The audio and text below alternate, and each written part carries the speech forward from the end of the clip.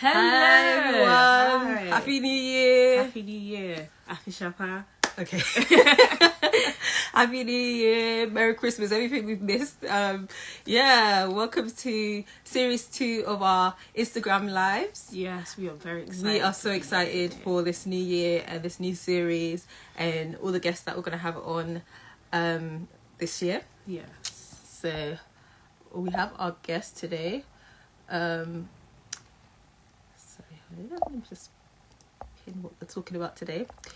We are going to be talking to a wonderful lady in STEM. We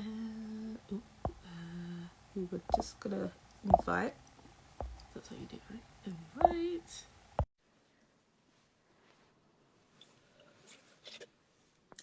So, yeah. Facing the wrong way. Yeah. That's always useful. I don't know how to turn it around. There you go. Yay! Hi.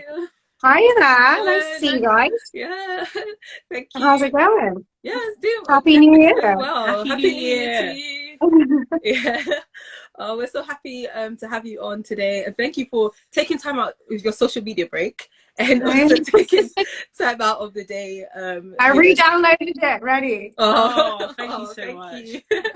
Yeah, we're It's really exciting looking to meet you forward. guys. Lovely to meet you. We're really looking forward to hear, a bit of your story and also the credible stuff that you're doing.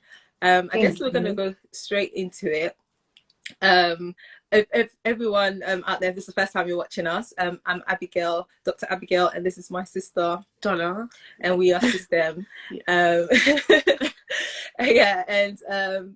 We'll just first of all let's find out more about you, Ayo. Who are you, and what do you do? Tell everyone out there what you do. So I'm Irish Shokala. I'm a chartered civil engineer. I work at the Environment Agency, where I'm a project team manager. So I manage people and aid in the delivery of schemes that protect the community from flooding and reduce the risk, while also increasing biodiversity net gain and making wildlife all around us more beautiful. In addition to that, I'm a TV presenter. So you'll see me on different shows, either presenting or as a subject matter expert. And I've had a background in politics where I've been an elected councillor and the youngest deputy mayor of Reading. So that's me in a nutshell. Wow. Wow. Yeah, it's a very big nutshell. First of all, let's just find out, how do you manage all these roles? You've got such incredible roles. You're an engineer, you're a TV presenter. You were the deputy mayor of Reading. Let us know how you balance everything. Well, that is something that is continuously evolving. For me, I think of my career in different phases. I've had a part of my career that I did everything, and that was all about gaining as much experience as I could, as much knowledge, and to kind of really build that foundation of competency so that I could then go out in the world more confident and able to really do the things that I want to do, that align with my purpose. I guess the grounding of that is I've always had quite a strong vision about what I see myself achieving and what I want to do as a result of existing in this time space reality, whatever. So that's been really important to me, having a purpose that drives all of my decision making. So the purpose has been a foundation. Then the first part of my career, which is doing everything, and then now in this phase, I kind of know what I like. I have enough experience. I've achieved quite a bit of a track record. I can now choose to do the things I want to, and I then stop doing things that are shoulds. I do a lot of things that I just love, and give me quite a lot of energy. So then this phase is all about managing energy as well as time. So those are the 3 things I think that really helped me in doing that. That's amazing. One of your jobs is as an engineer, and we all know that there is a huge problem of a lack of females in engineering. And as you're also a TV presenter, my question for you today is, do you think that there is a problem in the way that women are depicted in STEM on TV, and how can we tackle this issue? I mean, it's really good to see more representation. I wrote an article for the Institution of Civil Engineers, which is my institution, my professional body, about this on the back of, presenting BBC bite-sized content on physics and chemistry, because I just thought it was a good way of, breaking down barriers, but also stereotypes. I think that's where some of this stuff starts. It's all about stereotypes and archetypes, and all of this is very much embedded in our collective consciousness. We have ideas about what kind of person does certain things. If I asked you what does a leader look like, I'm sure you would give me quite gendered stuff. And I know you guys are so conscious and so aware, but it's in all of us. So it's constantly doing like the unlearning and learning new ways of being and new ways of realizing people who have great gifts and abilities to give to the world. And it'd be such a travesty that because they make 50% of the population that are female, they don't get to realize their potential, and we don't get to harness that. We have a skill shortage in STEM that is ridiculous. And imagine castigating 50% of the population who might not all want to, but those who might want to, not being able to excel in that space. So I think a lot of the stuff that really starts this conversation is how do we go and challenge stereotypes and archetypes that have been there for such a long time, gendered ones, racial ones, neurodiversity ones, and then start creating a new way forward. So I think for me, I understand the context of what's existed before, but I also understand what I think should exist now. So understanding the systems allows me to understand how I may then be able to influence change as an engineer, as a leader, leading people in my organization, and then also on TV, where I work really hard to create the representation that I wish I did see growing up, because I don't remember seeing much STEM representation. To go back to the actual question you asked, I don't recall seeing that growing up. So I don't think that was something I even got to see, let alone having a negative representation of it. It just didn't exist. So I'm actually creating something that didn't exist for me, where, I now know young people today are growing up seeing BBC Bite Size, a black young woman presenting to them and showing them that, if they look like me, there's a career in STEM, but also if they don't look like me, because so much of us can have so different outside flesh sacks, our physical manifestation in this reality can be different, but maybe our mindsets are the same, maybe we have the same socioeconomic background or the same lived experience in some way. So I think it's about finding a space where people can connect and see commonality and humanity. And I think also social media and things like this are really great at that, because we almost expose ourselves so people can see who we are, and they can see, oh wait, I'm like that, I think like that, I'm similar to that, and that makes them see that we're not also this lofty super genius people, we're just people like them who've chosen this pathway. And if this excites them too, they can choose this pathway and come along with this journey and have a fantastic career in STEM, whoever they are. But I'm very excited about this topic. I'm actually writing my first book, and it will cover some of this. Wow, congratulations. Well, yeah, I mean, it's just we're excited about this topic as well, because this is something that we're really passionate about. And I love the fact that although you didn't see STEM representation on TV, you were still able to become who you are. So following that, I just want to ask, so how did you get into TV presenting? And of course, you, as you said, you didn't see anyone, but that looks like you in, doing STEM on TV. But was there anyone that you looked to inspire you to get onto TV? So I think I want to start by something that I think is really important. I think representation is lovely and it's good to have. But I think a lot of the things that the future is going to require, they aren't going to be visual images of that. And this is where I want to call on everyone on this call and everyone who watches this recording ever to use their imagination. It's this delightful, amazing thing that we've all been gifted with. And it means that we get to create things that don't exist. I think about the most amazing people like Erodox, one of my favorite mathematicians, or Tesla, or great people in history. They did things that didn't exist yet. They went into their imagination and they cultivated it. I urge people to create time in their diaries and their busy lives to, daydream, to think, to imagine. From that, you can create something that doesn't exist currently, but could in the future and could change the world. So I think that's the key thing for me. I really do harness my imagination and I utilize it. So I may not have seen, a STEM presenter doing the stuff that I do today, but I imagined it. And that's almost half of everything. Because if you can see in your own mind's eye, just like an athlete they run their race in their head before they win it, you can make it happen. So I had quite a clear vision of what I wanted in my mind's eye, in my imagination. And then I did the work. You know, I wrote to Blue Peter. I have the reply that they sent me. I sent it to them when I was in my second year of university. I was doing engineering, but I knew that I wanted to be able to combine it with other things. I have this vision of what the world looks like when I'm working at my zenith potential. And that means growing every skill I can and becoming all that I can and realizing every bit of potential, even potential that maybe doesn't exist yet, but I will make it so. And that was something that I chose as a pathway that I wanted to utilize, a bit like engineering or politics, to add value to the world and make the world better because I existed. So I wrote to them and they said, this is the kind of person that we think would do well on Blue Peter, or this is what we're looking for. And then I looked at myself, I did a skills gap analysis, and I was like, okay, I'm here, they want me here. And how do I make that journey? And I started taking action. And it was small action, it was daily action, it was consistent action. Sometimes it was accelerated action, but that's what brought me on this journey to doing what I do now. I wanted it, and I sought out ways to make it happen. And I think you can do this in everything, be it you want to be a TV presenter, or you want to be a great engineer, or you want to solve climate change, or there's something that you're looking at in the world today, it causes you pain, but actually that tells you there's something there that you're interested in. I think that's what you do. You visualize, you imagine something better, and then you can make it such. Yeah, that's amazing. Mm-hmm. One question that I have is, you said that you reached out to Blue Peter, and a lot of students that we talk to, they are afraid of reaching out to people or applying for jobs. So what advice would you give to a younger student that wants to reach their goal but doesn't have that confidence to do it? It's not confidence. You gain confidence by taking the action. Yeah. The confidence doesn't always exist already, but you take the action.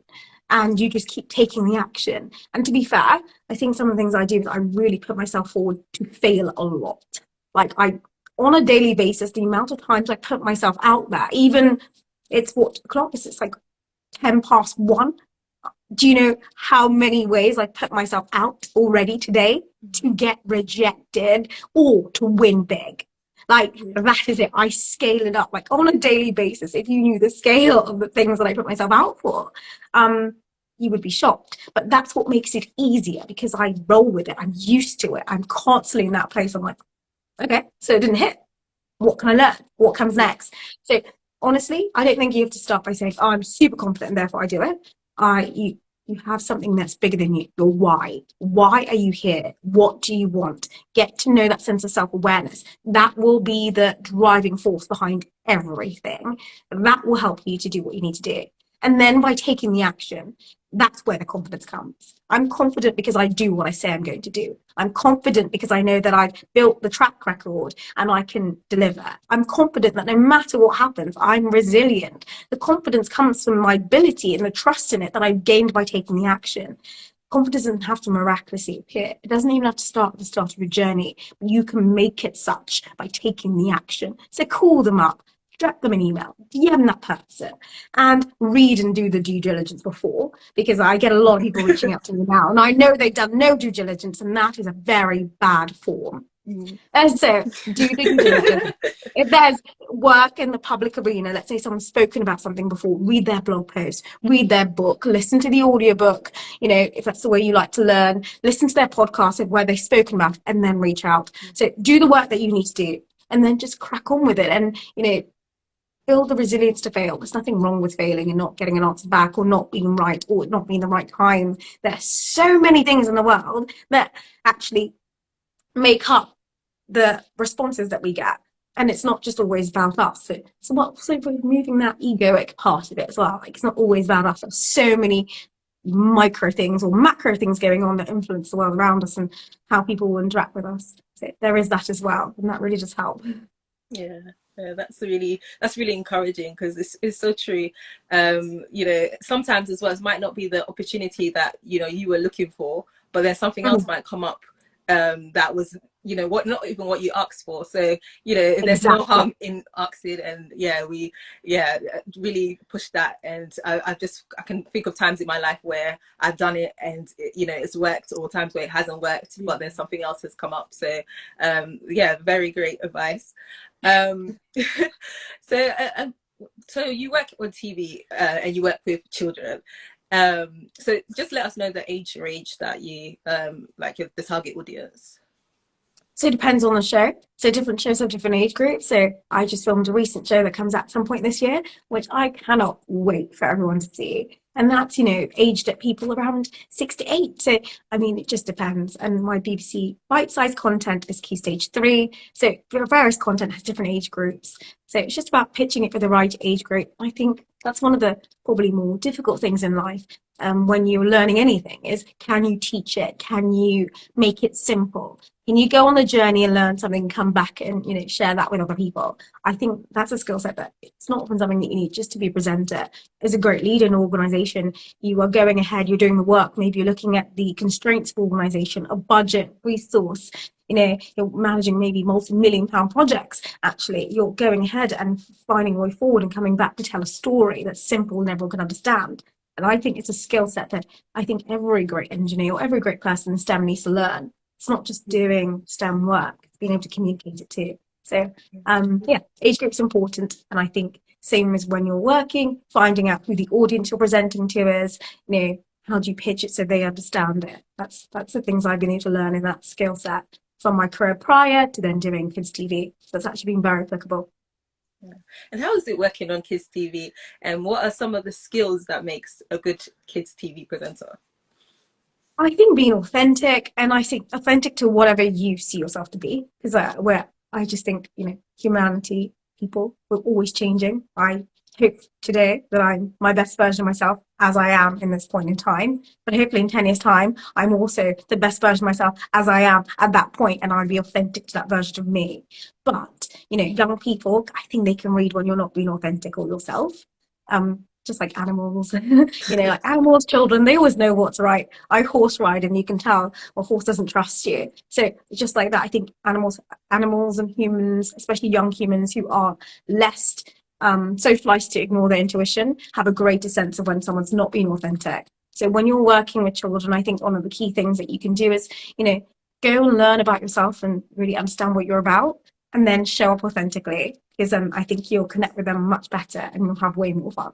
So yeah, be yourself, whatever that is, at whatever stage, and be okay to keep evolving. Because authenticity is so important to state, but I think authenticity can also be self-limiting, and people are so restricted to thinking that they're one thing forever. Yeah. This is what we're right now. If you're authentic to that, then you're being authentic, and that will help you connect with all the people around you. Yeah, that's great.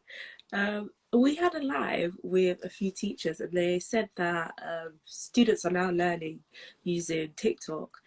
And the question I have is, can we use social media as a resource for STEM learning, or are we going down a dark path here with social media? Well, I don't think any tool inherently is bad. I don't think anything's bad. I think we love a bit of black and white thinking as a society, as a collective. And I'm all about thinking in the greys and paradigms and like a longer spectrum of thought. So social media, TikTok is a tool, another tool in our arsenal to make the world better.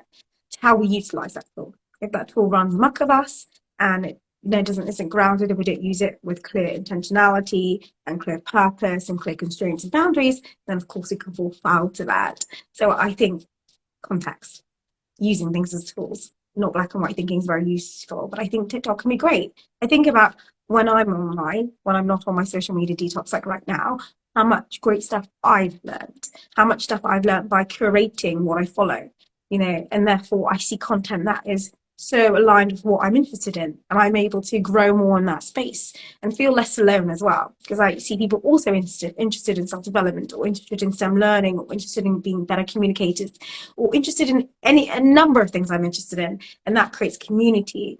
And I think that's really important, because we're humans and we like to feel connected. So that meets a very primary need, as Maslow hierarchy would tell us. And gets us so kind of closer to self-actualization while also being in community with other people. So doing the things we love while finding other people that validate, oh yes, this is normal, this is great. So I think that's a great thing that social media can give us. And when we then apply it to STEM learning and STEM content, like I follow people like you, great people online who also share great content, and I get to learn from that. So I think, use every tool with intentionality. Let's not demonize anything. And let's just use it in that way that's appropriate to the objectives that we have at hand. Yeah. Well, and in terms of getting kids to actually get into STEM, because you can meet a child now, and then already from like the age of 5, they're already saying science is boring. They don't want to be engineers, they don't want to be doctors, they want to be something more fun. How do you make science fun? And how do you let it relate to the children that you come across? I think it goes back to one thing: storytelling. We have to tell a great story, right? In my day job, on a day, I do incredible things, but do I share that story? Do other engineers in my business share that story in a way that's compelling and appropriate for that person's development stage? So when you're sharing with a child, you've got to understand what age they are, what stage of development that they will be, and then pitching your story in a way that's appropriate, that will be compelling to them. Because actually, let's say I work on a scheme, let's say the River Thames scheme or the Team 2100 scheme that protects 1.25 billion people from flooding, and it makes it better for wildlife, or we make it easy for fishes and salmon to like migrate upstream and procreate. If I sell it in that exciting way that maybe I'm going to a primary school and they just learn about fishes or something, I talk about, okay, let's tell you how I say fish today at work. Okay, 5 minutes and make it really exciting, and pictures, and really like in the way that's like the most compelling for them. That tells the story. So I think it's storytelling, it's age appropriateness, it's understanding human psychology and development, but it's also another thing, focusing on the outcomes we create.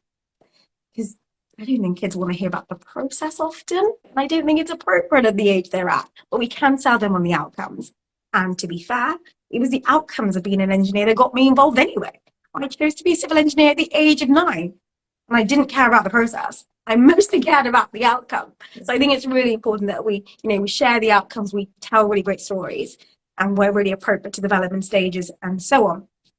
So that's a really good way of really doing that work and pitching it to young people. But at the end of the day, I don't think everyone's going to be interested, and that's okay too. Because I think there's lots of other amazing things that people can do, and the world needs all kinds of great people, and everyone has value, not just those who are working in STEM. They're obviously STEM professionals. We want more people in STEM. It's also really important to understand that not everyone wants to do that, and that's also valid.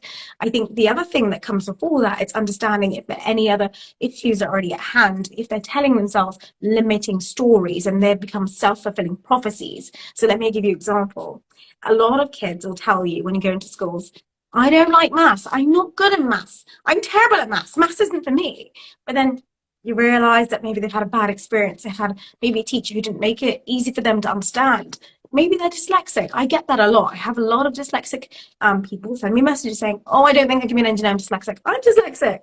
You can do anything you want, but they've been told that because they don't fit maybe the archetypal way of engineering in the past or being a STEM professional in the past, that there's no space for them. So sometimes as well, it's about kind of coaching that person to understand maybe what beliefs do they have that are self-limiting, and also which beliefs do they have that aren't real. And to be fair, this is something we can practice all the time, because we all have beliefs that aren't real and they limit us.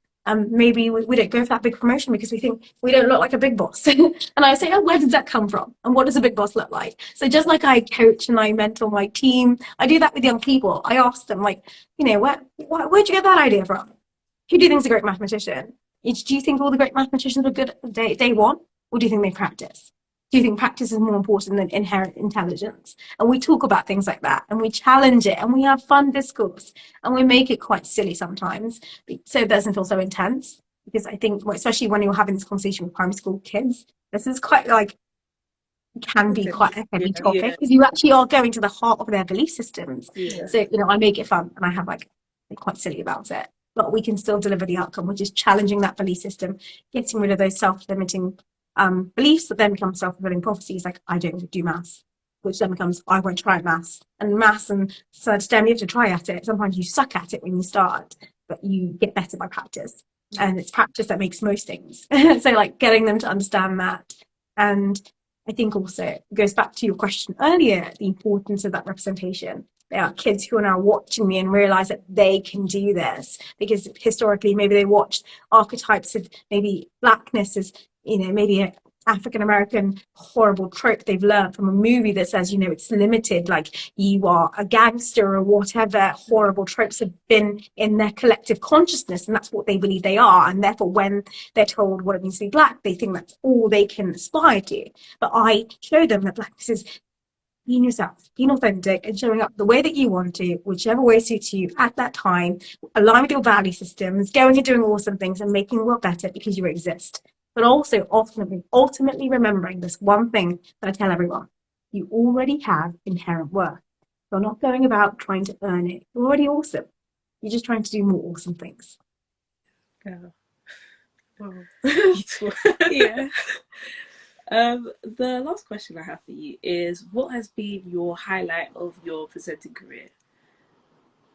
I think it's most definitely my most recent show. I loved filming it. I had the best time. It was very much the actualization of all my dreams so far.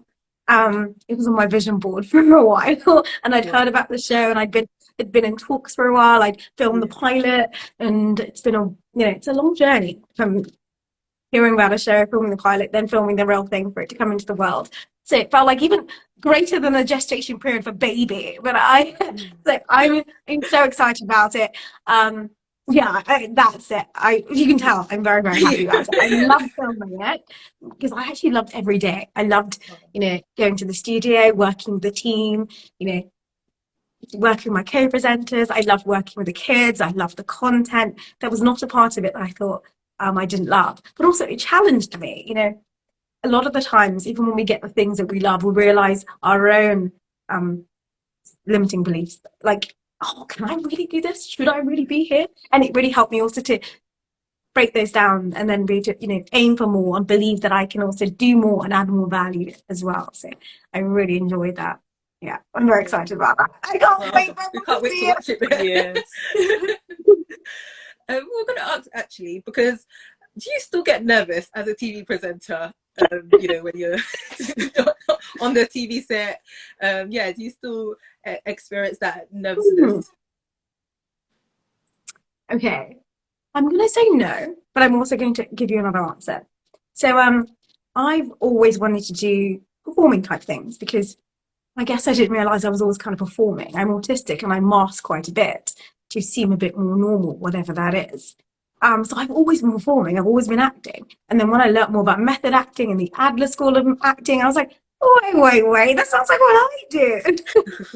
So I love a performance. Yeah. So I started performing quite early on. And I'm so grateful to my mum and my dad for putting me into like stagecoach and acting and singing as a way to bring me out my shell and to make sure that I could, realize my potential when they realized that I might have challenges around certain things. So I've been performing since I was quite young. And maybe then I would have been much more nervous. I remember when my stagecoach became the top 16 stagecoaches in the UK and got to perform in Her Majesty's Theatre in London. I remember going on a stage, and I think it's the last time I felt physically nervous. I was like, oh, I'm going to sing our medley we done of Our House, but by the Madness. And I was like, oh, I'm a bit nervous. But I think because I've been doing it for so long, and honestly, I push. Like when I say every day, I push myself to do things that I'm not comfortable with. I feel like it's almost eroded, that it's almost broken. So I don't feel that nerve. And it's sometimes I think it's odd. I'm like, should I feel nervous now? But I realize that there are no shoulds about life. There's just how you feel and accepting it and working with it. If you do feel nervous, realize that also it's a journey. You're meeting me, someone who started their career to be an engineer at 9 because I picked it then and I started looking and thinking intentionally. So I've got 20 years of practice at this. Like you're meeting me at a different part of your journey. You might be 10 years into that, and in maybe 10 years time you may not worry about things that you worry today. But on the other hand, there are things that I do worry about when I'm doing that. Not necessarily nerves, but sometimes I'm dyslexic, for example, and if I'm reading an order queue and it's like in the wrong font, and let's say that's no time for them to change it or adapt it to my disability requirements, and sometimes it makes me feel, oh, am I the right person for this? But I realize that we all have different ways of thinking and seeing the world. You can be dyslexic, autistic, OCD, SVD, all ADHD, but I think that no one gets to limit you. Ultimately, you limit you. So when I get to that point and I feel those things and I'm looking at that, maybe I'm feeling a bit frozen because maybe phonological dyslexia is making it harder to pronounce a word that I've never heard before. I remind myself that I've taken on challenges in the past. I've met them head on and I've overcome them. And that same attitude will get me through this. Do I want to be doing what I'm doing? Yes. Do I love doing what I'm doing? Yes. Does that mean that there will not be challenges and hard times in doing what I'm doing? No. So will I face this challenge head on and become the next version of myself that can do this in their sleep? Absolutely. Because I've done it before and I will do it again. Yeah. Oh, so so inspiring. Yeah. I have like two last questions. One is, you talked about, you know, doing engineering and also like going to stage school. And one thing that we've been learning about is this term STEAM instead of STEM, and how we Yes. can actually do both. And something that we're really encouraging, because we both are, I would say we are both creative, and even like in the roles that we do now, our creative side, we're still doing science, but with, you know, little creativity in this, and we're seeing that a lot of jobs as well are now asking, you know, for that creativity. So my question is, what's your advice to anyone that is at the moment, maybe they don't know whether to do engineering, they don't know whether to do, you know, a STEM subject, but they do have a creative side. They do, you know, they love going on stage, they love singing and all that. How they could, you know, either merge the two, or, you know, how can they deal with this? I think do everything. I think our current educational system obviously works one way or the other. You choose a pathway, and that often limits people. I even think people get viewed in a limited way because we still, going back to my comment earlier, thinking black and white. I remember people saying, "Oh, but you're the sciencey one." So, like, you're the academic one. You can't do that. But I think just because the world is that way now doesn't mean that that's the way you have to approach it. I think do the things that you want to do and light your heart up. When you're doing something, if it makes you excited and you love it and you're passionate about it, even when it's hard, you keep doing it. And it doesn't have, your life doesn't have to look the way life looked like before. And this is something that I really challenge people when I'm coaching them is create a life that works for you. And that means sometimes doing something different. So I have a life that's pretty eclectic. You know, I do certain things, I do that, I do this, I do that, I do this. But I built my life in a way that works for me and serves me so I can be my best version of myself. That will look different from you. That could be, you know, maybe you're a Broadway presenter who learns to code on the weekend and Twitch streams it. You know, that's just a random person I made up there. But that could be you. It's about building ultimately a life that works for you. And that looks different. But it means integrating all of who you are and not shaming a part of it, not hiding a part of it, and not making it that your identity is made up of one part of you. We are multifaceted, complicated creatures. I mean, you only have to read a biology book to see how everything that works within us has to be like so perfect for our status quo to exist, for us not to be sick, for us to function. We're complicated. And that means also we're complicated in the way that we view the world and we want to be expressing ourselves. So don't limit yourself. Do all the things that make you who you are and accept all of who you are and find an outlet for it. Because we have to find outlets for all of who we are. So that could be professionally, but that could also be just for fun. And that's also valid. You don't have to make a career out of everything. You can just do what you want in the way that serves you at this point in time. And maybe you'll change. Maybe right now you'll be a scientist working in a lab, and maybe you'll go and perform open mic nights in the evening, right? But then one day maybe you will be a Broadway star, and then it'll be flipped. Like life also works in stages and seasons. Like it changes rapidly. So just flow with it. Know who you are, self-awareness, grounded in your purpose, your why, what you love, and self-acceptance, and integrate all of it and express yourself in the way that feels most authentic for you right now. That's my best advice. Yeah, yeah. And then the final group that I want you to advise is anyone who might be a working professional in STEM who wants to get into TV presenting. How can they best prepare themselves or look out for opportunities? Yeah, how can they get into the TV presenting? There is no one way of doing anything. That's just the way that works for you. I've had amazing mentors and amazing people in the past, not necessarily in TV, but in like engineering, who told me one way of doing things, but it worked for the time and history that they existed in the very, and it's all about timing, like exactly the time of where they were, at the right place at the right time. So I think a lot of the advice you'll get from anyone who's done something will only be relevant to the exact time and place in history that they did things in. And that's so pertinent to remember. So I'm only saying this, I think people often don't learn to take advice with a pinch of salt. So I'm trying to start with that because that's something I had to learn the hard way. You can't replicate someone's footsteps. Yeah. But what you can do is find a way that works with who you are. So let's say that you are, I don't know, you're a biologist and there is a documentary coming up and they're looking for a subject matter expert, then maybe you write in and you send your CV and you prove your credentials and you try it out and you see even if you like it. Because that's the thing, isn't it? We have ideas of what we might like, but we need to give it a go to figure out if we do like it. So we can do that. We can start using social media. We can build a profile that way. Lots of people have built amazing followings on social media. I've yet to do that, but some people have done that. That's been their pathway. They, built huge TikTok followings, and that's been the way they showcase their great work. Like a lot of psychologists, actually, not necessarily STEM professionals, but I follow a lot of psychologists on TikTok, and they have amazing content. So maybe you are creative and you want to do content in your bedroom, and that really resonates to people, and they follow you. That's a way of doing that. There's so many ways. There's not one way. Find a way that works for you. Look at people who are already doing it and see if any of those things resonate with you.